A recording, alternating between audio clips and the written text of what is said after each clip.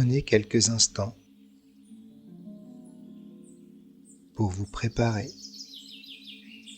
à écouter toutes ces histoires qui vont favoriser l'estime et la confiance en soi.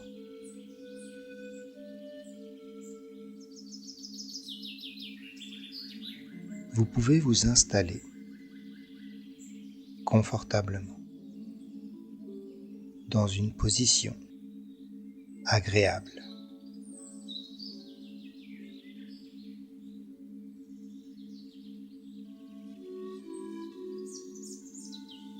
Vous pouvez fermer les yeux,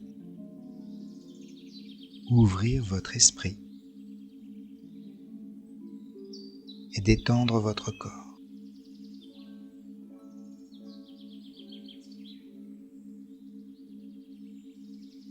Et maintenant, donnez libre cours à votre imaginaire.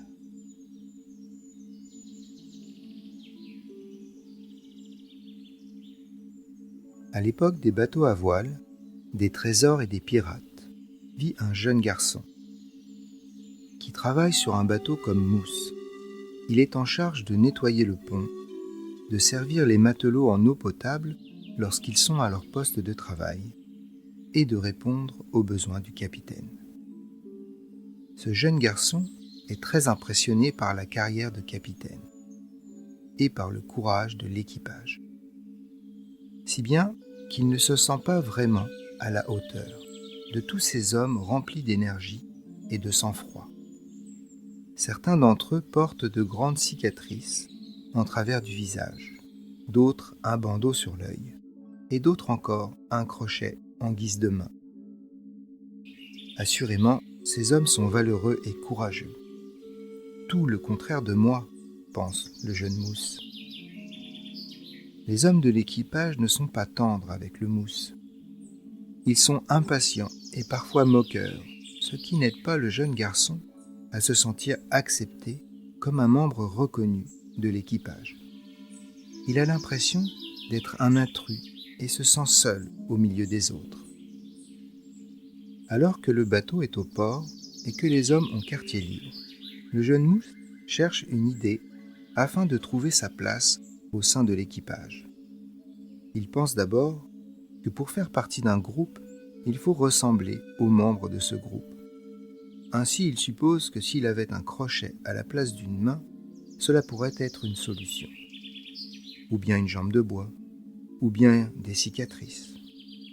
Mais cela lui paraît stupide de s'infliger des souffrances pour plaire aux autres. Il se dit, si ces hommes portent de telles blessures, c'est qu'ils ont fait des erreurs. Ce ne sont pas des choix, mais plutôt des accidents. Comment donc leur ressembler sans me blesser, sans dénaturer qui je suis ?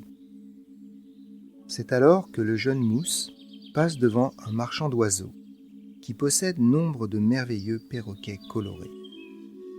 Et l'idée lui vient. Si je possède un tel oiseau, à coup sûr, je serai totalement accepté par l'équipage. Un grand sourire illumine soudain son visage. Malheureusement, le prix de ces animaux dépasse les capacités de sa bourse.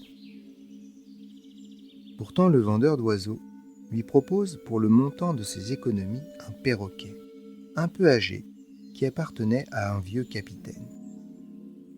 L'avantage, c'est qu'il sait déjà parler, dit le marchand.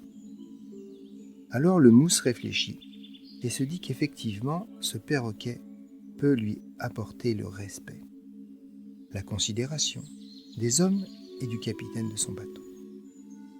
Il donne donc tout ce qu'il a et repart avec le perroquet sur son épaule, tel un vieux loup de mer. Le mousse retourne au bateau avec de l'assurance dans la démarche et dans le regard. Lorsqu'il monte à bord avec son perroquet sur l'épaule, le jeune mousse se sent fier. Tous les hommes le regardent et il semble percevoir chez eux une forme d'intérêt et de reconnaissance. Son idée et son action pour plaire étaient les bonnes, pense-t-il à cet instant. Pourtant, les choses ne tournent pas comme il le souhaite. Effectivement, le perroquet parle, mais il ne profère que des insultes et des jurons. Il intervient sans cesse et lance critique après critique à l'oreille du jeune mousse. « Tu es nul, tu n'y arriveras pas, tu n'es pas assez rapide, tu es trop bête, quel idiot. Ça ne va pas marcher, ça n'est pas pour toi, ce n'est pas parfait », répète inlassablement le perroquet à chaque action du jeune mousse. Et cela fait rire tout le monde, sauf le jeune garçon, qui se sent moqué, écrasé par le poids des critiques permanentes. Ainsi, il se sent encore plus rejeté qu'avant. Alors le soir, lorsque le mousse s'endort, il confie à son esprit profond la recherche d'une nouvelle solution. Et il se laisse glisser dans une rêverie confortable et créatrice qui le guide ailleurs.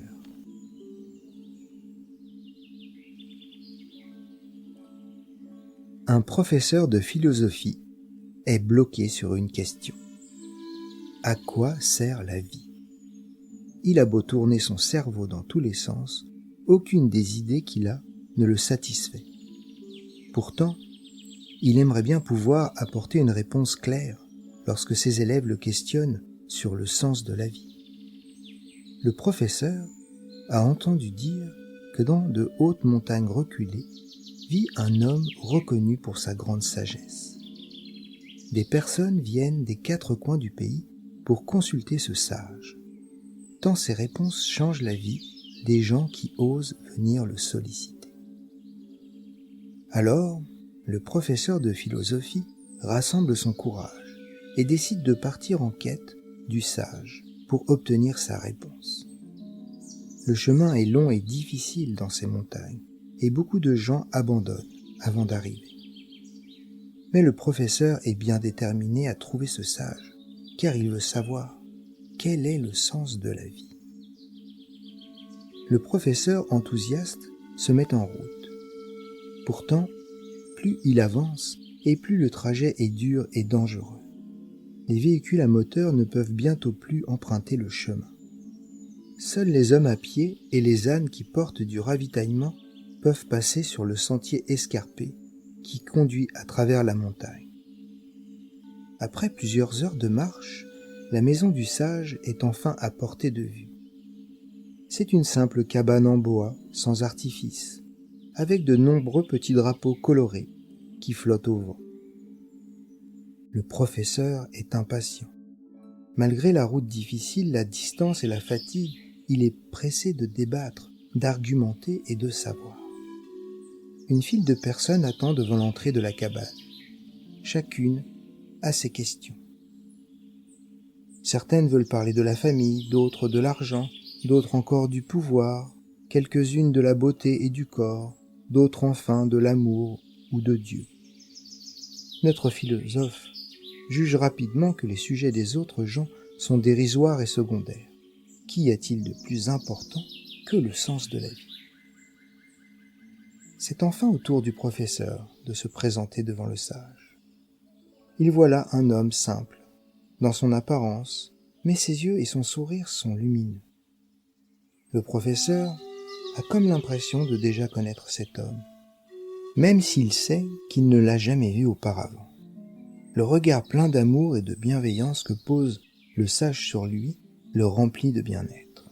« Quelle est ta question ?» demande le sage. « Eh bien, j'aimerais connaître le sens de la vie, » dit le professeur de philosophie impatient. Alors le sage sourit, ferme les yeux et prend un temps avant de répondre. « La vie n'a pas de sens, dit-il. La vie est une expérience à vivre et pas une idée à réfléchir. » Le professeur est choqué et déçu. Il se relève d'un coup et dit « Comment est-ce possible ? La réponse ne me convient pas. » Lui qui a passé toute sa vie à réfléchir au sens de la vie, à vouloir connaître le but, à essayer de trouver la réponse parfaite. Le professeur ne comprend pas ce que veut dire vivre la vie. Alors, le sage lui propose de s'asseoir, de fermer les yeux et de respirer profondément, calmement. Et il lui dit « Vide ton esprit, des idées toutes faites, et laisse entrer ce qui vient sans forcer. Ainsi, le professeur se laisse aller, se détend et glisse dans une rêverie qui l'emmène ailleurs.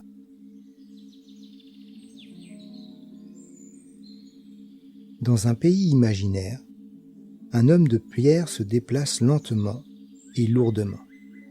Il fait beaucoup d'efforts pour pratiquer sa passion, qui est de grimper aux arbres. Pour lui, c'est très compliqué, du fait de son poids, et surtout de son manque de souplesse. Il lui faut trouver des arbres avec de grosses branches solides et très proches du sol. Autant dire que les arbres qui peuvent l'accueillir sont rares, et que l'homme de pierre ne peut jamais monter très haut. Mais comme il aime escalader les arbres, il insiste, malgré les moqueries et les critiques qu'on peut lui adresser parfois.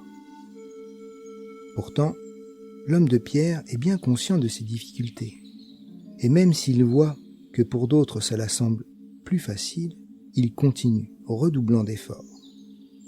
Or, dans ce pays imaginaire, existent des hommes de caoutchouc.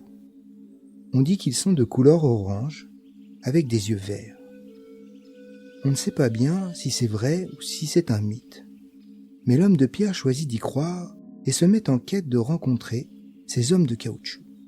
Car, pense-t-il, ils auront probablement des secrets à me transmettre pour gagner en souplesse et en légèreté, afin de mieux vivre ma passion. Il fait donc son baluchon et part à l'aventure, s'engageant sur des chemins et des sentiers qu'il ne connaît pas. Il marche d'un pas pesant et le temps lui semble parfois long. Au bout de sa première journée de marche, il est épuisé et son corps lui fait mal. Il est courbattu car jamais l'homme de pierre n'avait marché aussi loin et aussi longtemps. Les douleurs l'amènent à penser qu'il a peut-être fait une erreur en voulant vivre ses rêves. Pourtant, une satisfaction éclaire son esprit. Il se rend compte que quelque chose a bougé, a évolué dans sa façon de marcher. C'est comme si, à la fin de la journée, sa mobilité était plus aisée, comme si son corps de pierre bougeait avec plus de facilité. Alors, l'homme de pierre s'endort avec de la fierté et de l'espoir dans le cœur.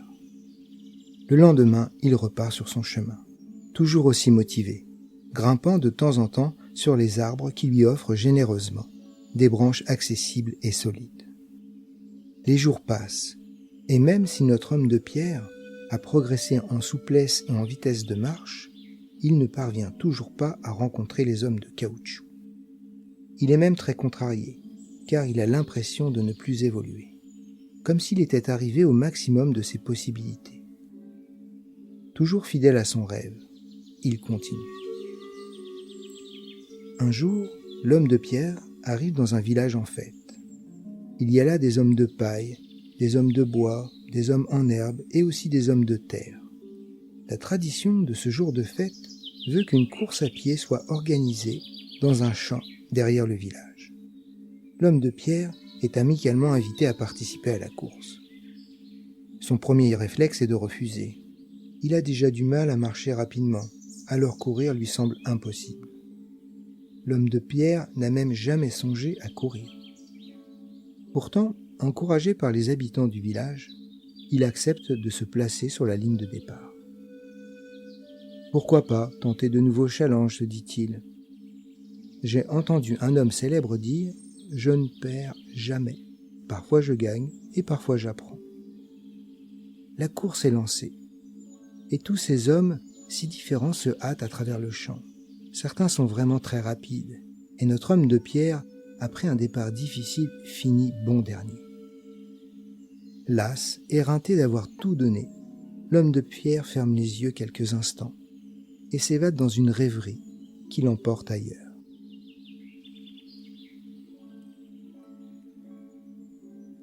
De retour de sa rêverie créatrice, l'homme de pierre est un peu déçu de son résultat, même s'il s'attendait à cette position de dernier. Cependant, il a pu observer qu'il se sentait plus à l'aise à la fin de la course qu'au début, comme si le mouvement lui-même créait plus de souplesse. Alors, porté par cette découverte, l'homme de pierre se remet à nouveau sur la ligne de départ. À côté de lui, les hommes du village, toujours agréables et souriants, l'encouragent à se dépasser. Et les courses se succèdent durant toute l'après-midi. À la fin de la compétition, notre homme de pierre est fatigué et n'a gagné aucune course. Il est malgré tout arrivé à dépasser certains hommes de bois et de terre. Mais jamais il n'a réussi à approcher les hommes de paille ou d'herbe qui ont remporté toutes les courses. C'est maintenant l'heure des récompenses, et notre homme de pierre se sent un peu honteux de ses résultats.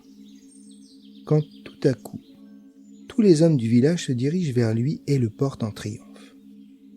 L'homme de pierre est acclamé et félicité. Notre homme de pierre est totalement surpris et dit « Je n'ai pas mérité vos honneurs, je n'ai gagné aucune des courses auxquelles j'ai participé. » Alors les hommes du village lui répondent en chœur « Tu es celui de nous qui a le plus progressé. À chaque fois, tu as donné le meilleur de toi-même et à chaque fois tu as fait mieux. C'est pourquoi tu es le héros du jour et nous te célébrons. » Alors l'homme de pierre se sent ému et très touché par ces témoignages d'amour et de reconnaissance. Il ne savait pas que l'on pouvait être fier de soi pour des choses aussi simples. C'est la première fois qu'on le félicite pour le chemin parcouru et non pas pour le résultat final. Il se dit « Grâce à toutes mes expériences, je sais maintenant que j'ai la capacité d'améliorer mes capacités, au-delà de ce que je crois possible, et je peux m'apprécier aussi pour ça. » C'est l'heure du banquet collectif, et les hommes du village commencent à se déshabiller. Ils retirent leurs costumes d'hommes de paille, d'herbe, de bois et de terre. C'est ainsi qu'apparaissent des hommes filiformes, d'une belle couleur orange, avec des grands yeux verts. Ce sont les hommes de caoutchouc. Ils étaient déguisés. L'homme de pierre est à la fois surpris et tellement heureux de découvrir le village des hommes de caoutchouc. Heureux d'être enfin au bout de sa quête. Il va pouvoir interroger les hommes de caoutchouc et apprendre d'eux des secrets, des méthodes, des astuces pour changer, évoluer et vivre la vie qui l'inspire et sa passion de grimper aux arbres. C'est alors que les hommes de caoutchouc s'adressent à l'homme de pierre et lui disent « Eh bien, qu'attends-tu pour retirer ton costume toi aussi ? Dépêche-toi, nous allons manger. » L'homme de pierre n'en croit pas ses oreilles. C'est impossible. Les hommes de caoutchouc se trompent. Il n'est pas comme eux. Il est certain d'être un homme de pierre, lui. Alors, quelques hommes de caoutchouc se glissent derrière l'homme de pierre et commencent à détacher des fermetures, dégrafer des boutons et des lacets, et le costume d'homme de pierre tombe au sol. Un nouvel homme de caoutchouc se révèle. L'homme qui croyait être en pierre se découvre dans sa vraie nature d'homme de caoutchouc. Il avait rêvé ses limitations. Il avait cru au costume d'homme de pierre, lourd et lent. Ainsi, il s'était conformé à une image, oubliant sa vraie nature et ses qualités. Notre nouvel homme de caoutchouc comprend maintenant que chacun est déjà ce qu'il cherche à l'intérieur. Un être merveilleux et déjà parfait.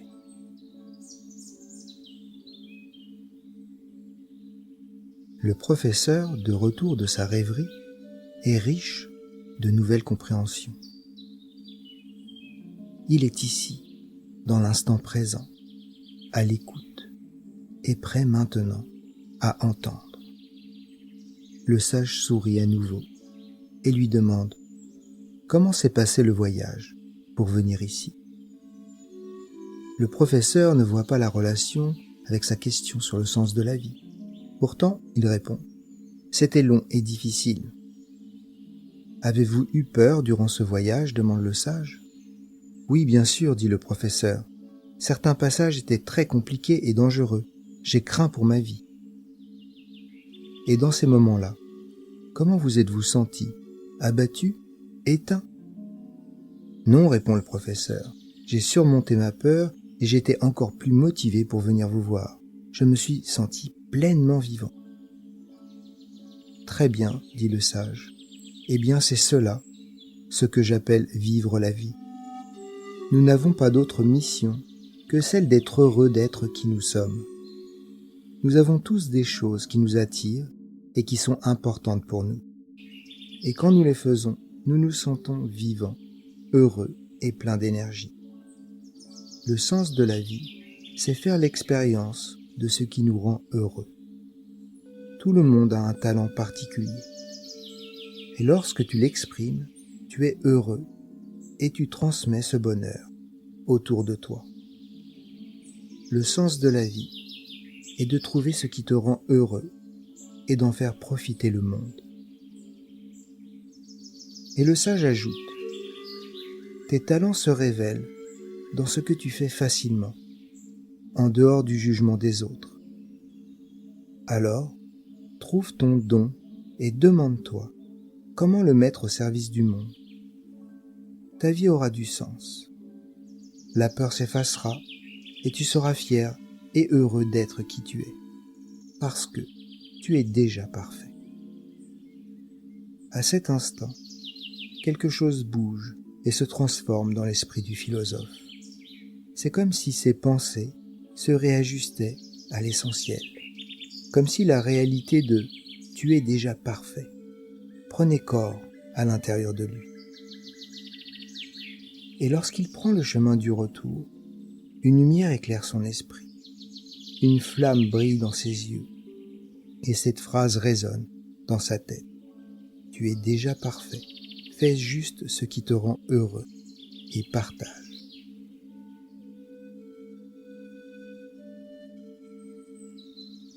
Au petit matin, le jeune Mousse, de retour de sa rêverie créatrice, est plus riche de nouvelles compréhensions. Il se sent plein d'énergie. Une idée a fait son chemin pendant la nuit. Il se dit « Ce perroquet sait parler et c'est très bien. Tout le monde rêve d'un perroquet qui parle. C'est là son avantage.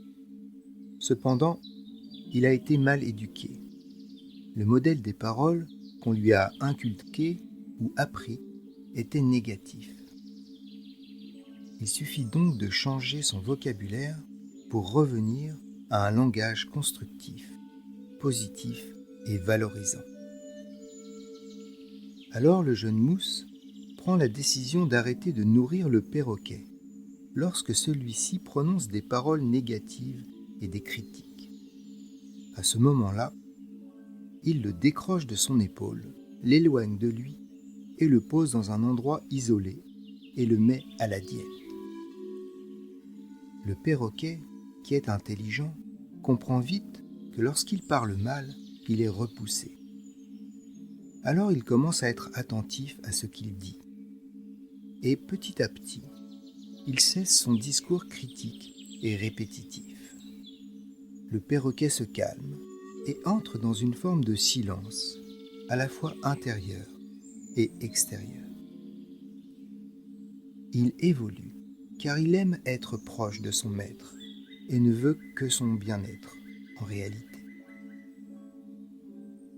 Le jeune Mousse est très satisfait de sa méthode. D'ailleurs, il commence à attiser la curiosité et l'admiration de l'équipage. Le capitaine aussi le remarque pour sa persévérance, sa créativité et sa patience. Tout ce qui donne de bons résultats. Maintenant que le perroquet sait à la fois se taire et parler, c'est le moment de continuer à le rééduquer, se dit le jeune Mousse. Alors, il place le perroquet sur son épaule, et chaque fois qu'il passe devant un miroir, le jeune Mousse commence à répéter des phrases positives et valorisantes. Ainsi, il répète « Tu es déjà parfait, tu évolues facilement, tu peux tout faire, tu as le droit de te tromper et de recommencer, tu es légitime, tu es toujours en sécurité, tu mérites le meilleur et tu es déjà aimé. » Ainsi, petit à petit, le perroquet se met à répéter, à l'oreille du jeune Mousse, les phrases positives. Tu es déjà parfait, tu évolues facilement, tu peux tout faire, tu as le droit de te tromper et de recommencer, tu es légitime, tu es toujours en sécurité, tu mérites le meilleur et tu es toujours aimé.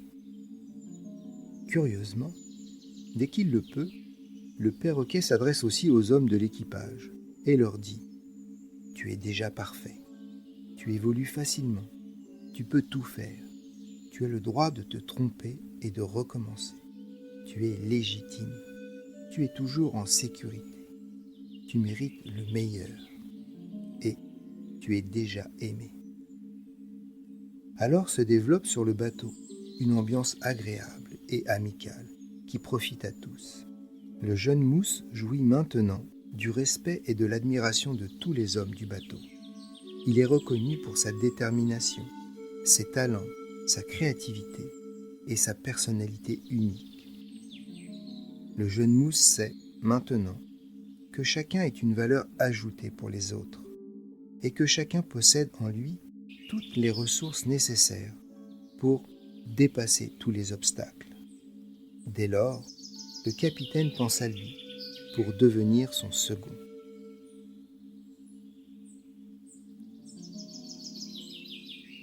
Alors, maintenant, ton esprit profond